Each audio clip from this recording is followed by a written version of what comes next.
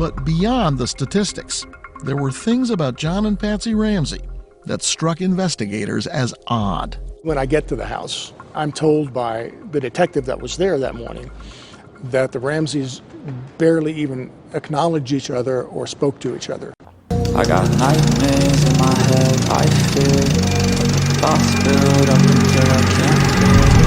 My mind fills up into a creature, and it haunts me somewhere much deeper.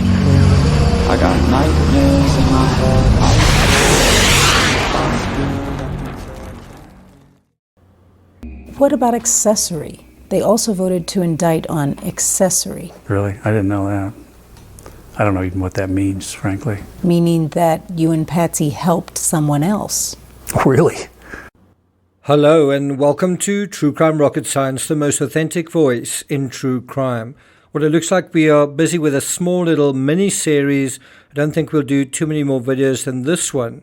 But as far as I know, John Ramsey's interview with CNN is the first and only, the one and only time John was confronted, asked directly about the grand jury indictments. Quite incredible that he not only laughs when they're mentioned, but says, "Really? I didn't know that." You didn't know that you were indicted, and you didn't know what for. It's quite strange because a lot of other people do know. What Jean Casares fails to emphasize is that the accusation of accessory basically involves helping the killer evade discovery and prosecution. Now, I don't want to talk about who was allowed to leave the crime scene that morning. I want to talk about just this idea of the parents being separate that morning. Before we do, what do you think it means to help evade discovery? Now, before we get to that, if you haven't subscribed to the channel, please do. Now, I recently put up a quiz just communicating how many books I've written. And you might say, who cares? Someone actually did say that. Well, what is interesting about that is it teaches one to think. When you write so many books about so many different cases at the same time, it teaches you to think in a certain way.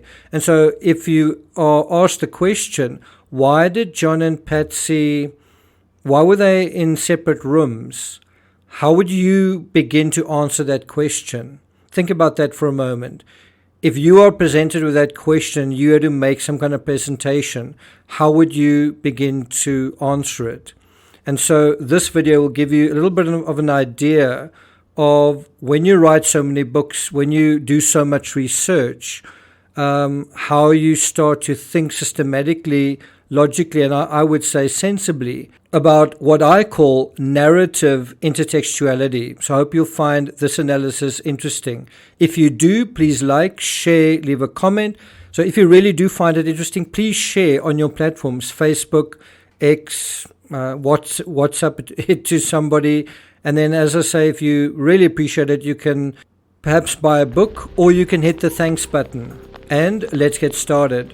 So in the JONBENET Ramsey case, what did prosecutors suspect was this attempt to evade discovery? What was it exactly? Now, not to be too simplistic about it, if JONBENET's body was hidden, and it clearly was hidden, then that alone was an attempt to evade discovery. It was an attempt to prevent her body from being found. Now, what I think many miss is that the ransom note played a major part in the attempt to evade discovery, not merely by delaying the discovery of the little girl who was still in the house, but by suggesting she wasn't in the house to begin with. And wasn't that suggestion actually accepted in the first few hours? The police searched around for a little while, then they stopped. Wasn't that because the police were convinced initially that JONBENET wasn't in the house, that she was taken out, that they did accept the parents' version of events? They did accept the merits of the ransom note, as long and as dubious as it was, certainly to begin with. Now consider the following from the ransom note. We have your daughter in our possession. Well, this was untrue. Although if Patsy wrote the note, then indirectly it was true, because JONBENET was still effectively in the possession, in the home of an alleged ransom note writer, right? Then also from the ransom note, she is safe. Well, that was false. She is unharmed. False. The ransom note also seemed to be thinking ahead. You will also be denied her remains if you deviate from my instructions. Note, not our. And of course, that's what the Ramseys immediately did. They deviated.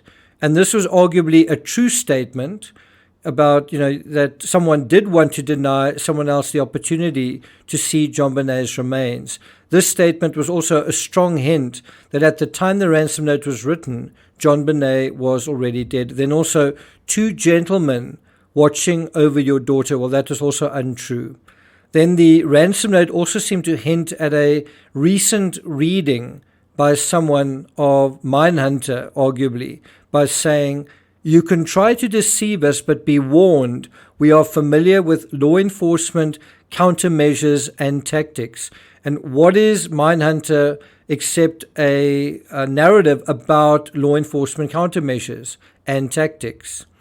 Now, that certainly was potentially true, this idea of contaminating a crime scene and staging a ransom demand and knowing not to leave fingerprints on it.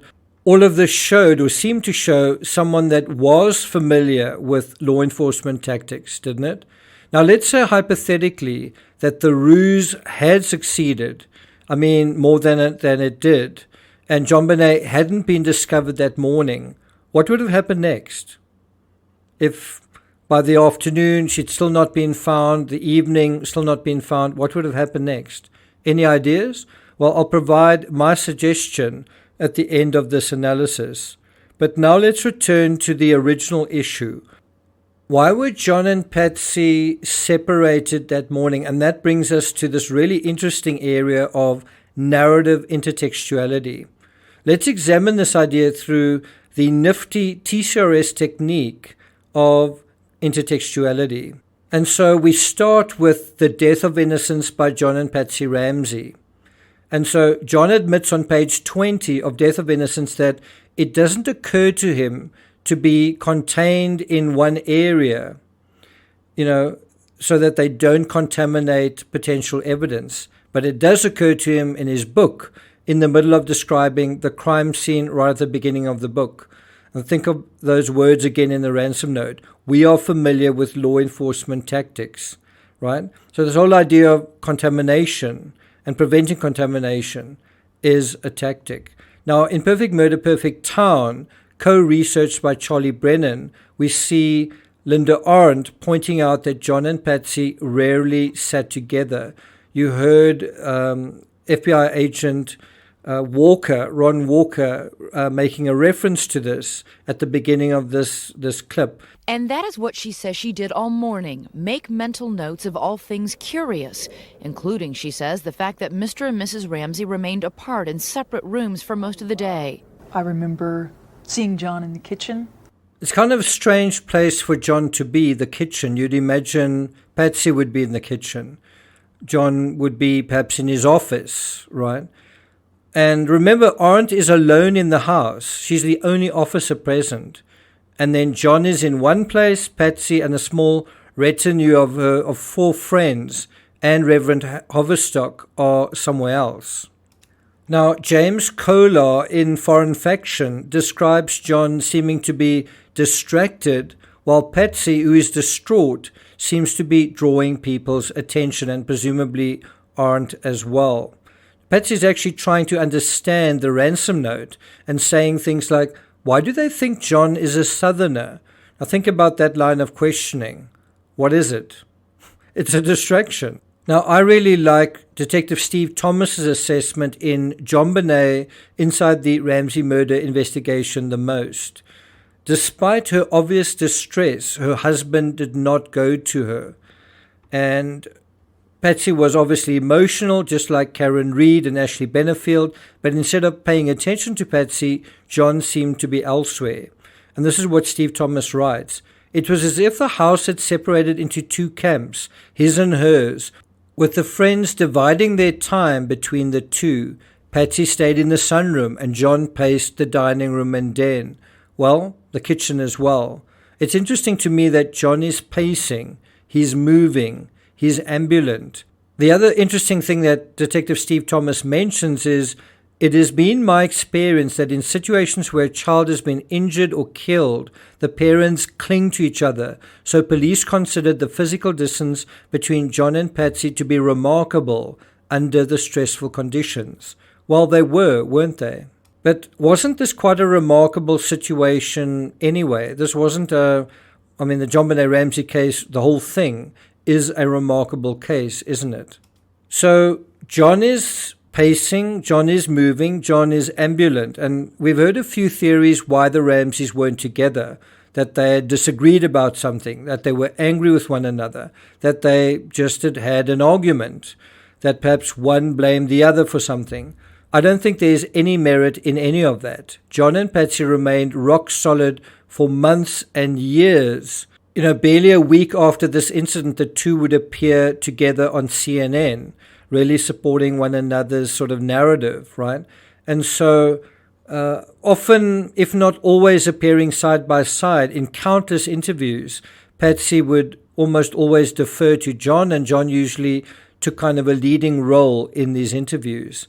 Instead of a scenario where the two were at odds or cross purposes, remember the indictments accused both parents of being accessories, not just one. And so one way of reading those indictments is that John and Patsy perhaps shared a common motive, if you will. Well, if that's true, what could that be? We also know that even if Patsy seemed distressed, and to his credit, FBI agent Ron Walker said that Patsy seemed legitimately distressed. Well, why wouldn't she be? Something horrible and tragic had happened to her daughter, whom she loved. Just the most precious person in her world had been lost. Obviously, she was distressed, but there was something besides that distress as well. And he said that Patsy looked at him through splayed fingers. She had her face covered with her hands, but she was looking at me through the fingers of one of her hands, like she was watching me. Now, all the other emotive stuff that I saw from her, I thought was genuine. James Kolar in Foreign Faction also highlights this thing of Patsy peering at Ron Walker through her fingers. Now, is that showing real emotion, right? And again, we are familiar with law enforcement tactics. Now, the interesting thing in the Ramsey narrative is how introspective John is in his own version of events. He thinks this, he thinks that, but he doesn't seem to do much of anything. And also, he doesn't seem to say anything either. He's thinking a lot. He remembers things, but he doesn't seem to say anything to the people around him. For example, and there's another ruse in the Ramsey note, was the apparent intention to call later that morning. This is from the Ransom note. I will call you between 8 and 10 a.m. tomorrow to instruct you on delivery. Now, because the call could be any time between 8 and 10, you can imagine the cops are going to be falling over themselves to get everything set up for this deadline. The deadline starts essentially at 8 a.m. Now, bear in mind, Patsy had called 911 at 6 a.m. and then also called other people there. And so this leaves precious little time for the police to arrive there, assess the situation correctly, talk to the parents, search the house. They certainly don't have unlimited time to do that. And then also examine the ransom note. And that's all 3 pages of it that they've got to examine. They don't have unlimited time to do that. Well, that becomes an excellent distraction in and of itself. Wow, at 8 o'clock, we've got to be ready to, from 8 o'clock onwards, we've got to be ready to get this call. And if it doesn't come in the first hour, we've got to wait another hour. It's sort of, this whole thing in the ransom note is geared to create a kind of paralysis. And that is exactly what happens. Of course, the far end of the deadline, 10 a.m. passes, and John, deep in thought, this is from his own words, he's pacing, is apparently aware of the deadline, is very aware of it in his book. He writes, I paced back and forth in front of the telephone, desperately wanting it to ring. So the focus of the investigation basically moves from the ransom note to the telephone. John, in a real sense, just imagine this, John is driving the focus by walking repeatedly in front of the phone. And bear in mind, the phone is, well, certainly one phone that we know of was in the kitchen. And the note was directed at John, and so he has to be the one to answer the phone. And yet when it doesn't ring, John suddenly realizes, oh, maybe they're going to be calling tomorrow because we don't know when the note was written.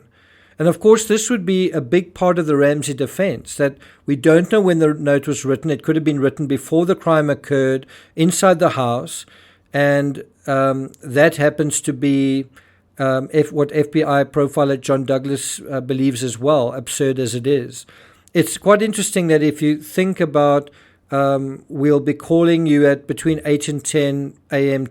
tomorrow, that is suggesting the ransom note writer knows that the crime was committed relatively early. And I don't think that is true. That is, I think, another lie in the ransom note. In any event, John realizes 10 a.m. has come and gone, and he suddenly realizes it, but he doesn't say anything. No one says anything. 10 a.m., the deadline imposed by the writer of the ransom note for a telephone call.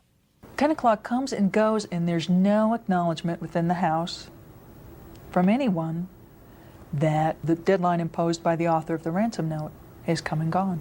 Now, this should be bizarre. Ostensibly, that's what everyone is doing, waiting for the call, waiting during the deadline period. But ostensibly, what's obviously apparently happening and what's subtly happening aren't the same thing. If the indictments are true and this was an attempt to delay, hinder, evade discovery, then why would John or Patsy want this sort of entropic stalemate with the cops to change? Why would they want the investigation to not be further delayed, not be further hindered, not have the discovery possibly of JONBENET further evaded?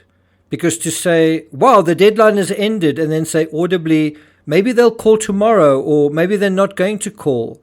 The deadline has passed. Well, that would recalibrate the investigation. That would mean packing up all that recording equipment, or certainly setting it aside, right? And then what are you going to do? Well, wouldn't you carry on searching the house and questioning the Ramseys, right? Now, the interesting thing about having a house full of people and Patsy hysterical and drawing attention and support, and the fact that John and Patsy were separated, was that it provided, at least in theory, a scenario where John could slip away, perhaps go downstairs. And John said sometime in the morning, presumably when everyone was supposed to be in position for the call, but we don't know exactly, but that is what he did. So if we refer to James Kolar's book Foreign Faction, he writes, the big surprise came for investigators when John revealed that he had been to the basement early in the morning before being directed to check the house by Detective Arendt. John indicated that he had seen the broken train room window during his earlier trip. There was no glass around, and he presumed that it had not been repaired from his previous forced entry that summer. This is the important part. He stated that the window was open about 1/8 of an inch, and he latched the window before returning upstairs. Well, that window being open 1/8 really isn't open very much, is it? Now, the narrative intertextuality goes even further when you go into The Death of Innocence by John and Patsy Ramsey, where he says things like, sometime in the morning, I remember a day back in the summer when I'd left my keys inside and was locked out. I think about the basement now. I jump up and hurry down there. That entry place needs to be looked at, I tell myself. I move down the basement hall and find the window. The pane is still broken and the window is open. And he says, odd, I think. This doesn't look right. Now, you'll notice John uses phrases like, I tell myself, rather than telling anyone else. He says, I remember, but doesn't tell anyone else what he remembers. He says, I think, but he doesn't say, I say. Then on page 21, he writes, maybe this is how the kidnapper got in. And this is also something that he doesn't communicate to the authorities, not that day. And then he writes, I don't look further after finding the open window, but I carefully close it before going back upstairs. I constantly think about JONBENET. I try to keep my thoughts straight. I keep saying to myself this and that.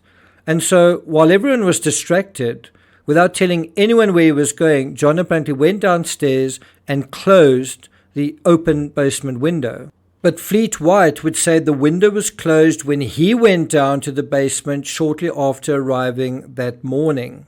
And this is an excerpt from James Kolar's Foreign Faction dealing with this aspect. White observed a window to the train room to be closed and unlatched, and he was immediately drawn to the area. A particular upper left quadrant of the window was broken, and it was large enough, about the size of a baseball, that a person could reach through the space to unlock the window latch.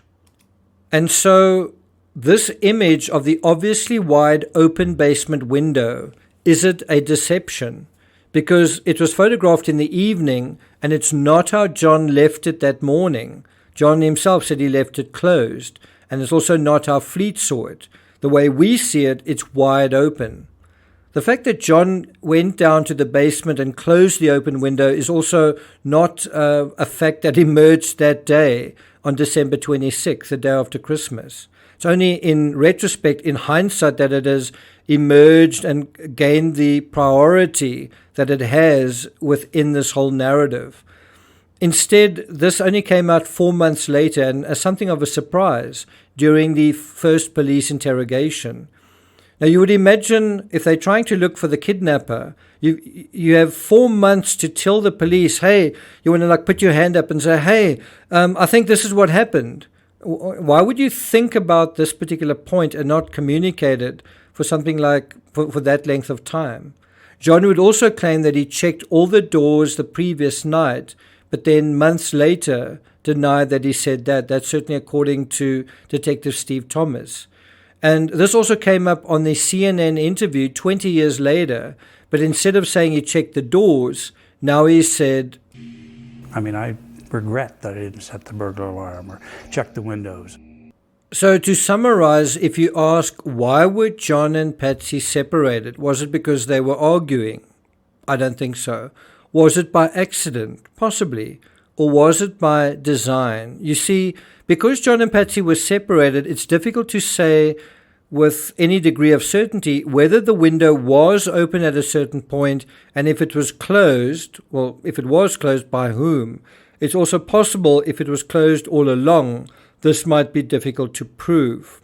The other problem with the open window and the suitcase under it are that these are drawing your attention to the basement, and I don't think that is actually what the Ramseys themselves intended. I don't think that is certainly what the ransom note, irrespective of who wrote it, intended. What the intention was not to say, look in the basement, but JONBENET is not in this house. Does that make sense? So you wouldn't want to draw attention either to the window or to the suitcase or to anything in the basement. Which is why on the morning after Christmas, certainly in the hours leading up to the discovery of JONBENET, the basement didn't stand out for any particular reason to anyone in the house. Again. Then in 2013, another bombshell. I had a strong sense that there was a huge story here that had been missed. Guess who was behind that bombshell? Which journalist followed up on the grand jury indictments? Well, it was the same journalist who reported on the no footprints in the snow dealt with in the previous video. I do have a question for you, though. If JONBENET hadn't been discovered that morning, what would have happened next? If the ransom note in kidnapping plot suggesting she wasn't in the house to begin with had actually succeeded, what would have happened next? Well, I have a theory. In the Madeleine McCann case, the lead detective speculated that instead of a kidnapping, there was a simulated abduction. In other words, something made to look like something else. In his own words, Detective Amaral said, well, he described it as an abduction of a deceased human being. Now, no one would really do that. An excerpt from Detective Amaral's assessment of the case reads as follows. For me and for detective inspectors who worked with me on the case up to October 2007, the results we have reached are as follows. Number 1, the minor Madeleine McCann died in apartment 5A on the night of May 3rd. 2, a kidnapping simulation occurred. 3, the parents are suspected of involvement in hiding the corpse of their daughter. 4, death may have resulted from a tragic accident. And 5, there is evidence of negligence. Could something similar have happened here?